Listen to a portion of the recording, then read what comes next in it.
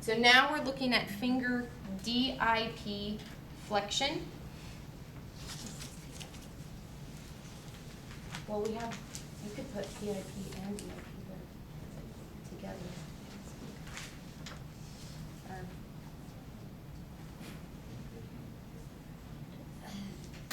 So my gravity, this is where you're really going to have to isolate so you can get those single movements.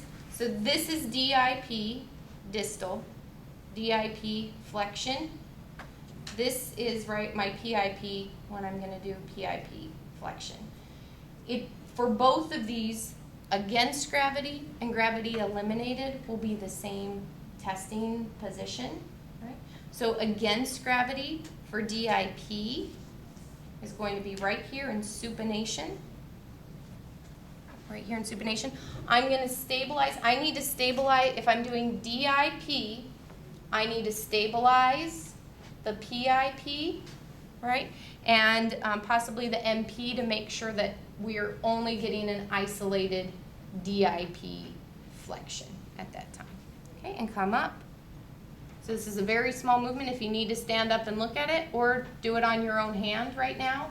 You have a great specimen right at the palm of your hand, or DIP, distal end of your hand. That was like a funny joke that we could all laugh at right now. I'm laughing.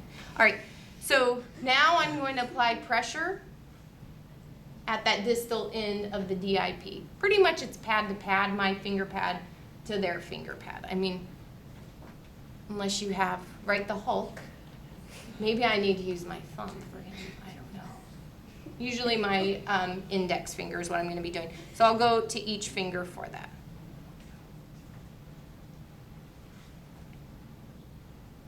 Okay, good? All right.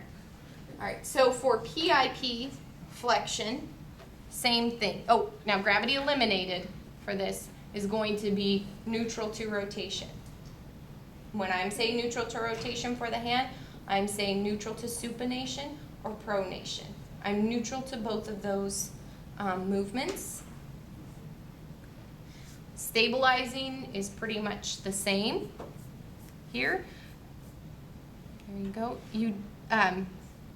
When I'm doing this one, because I don't have the table to kind of push down against and help stabilize on that extensor part and keep the PIP from flexing, I usually end up putting my hand back here against the PIP to prevent it from flexing. So I'm kind of just really isolating it like that and holding it. Okay? So that would be for both DIP flexion and PIP flexion. Okay?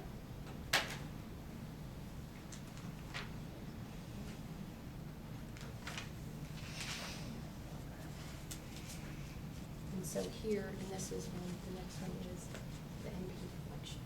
Yeah.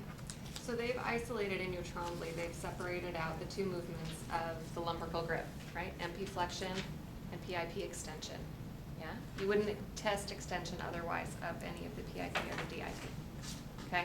Yeah. So for functional purposes, for evaluation purposes, as OTs, we're looking at it specifically for that lumbrical grip. So we're looking at that combination movement. So we're going to ask you to do that combination movement of PIP extension and MP flexion. Okay? If you get into hand therapy, where you are working on your certification, then look at the fine, minute details of moving those around. When you get into biomechanics and you're looking at that in third term, we're going to look at that in additional. But for purposes of this class right now and functionality of the hand, the primary function of that movement is that combined movement of the lumbrical grip. Does that make sense? Okay. So prime movers, you'll probably need to know both, right, to get that grip. So when I'm looking at just the MP flexion, I am going to have the hand in supination, so same testing position. Okay, so in supination would be against gravity. Coming up.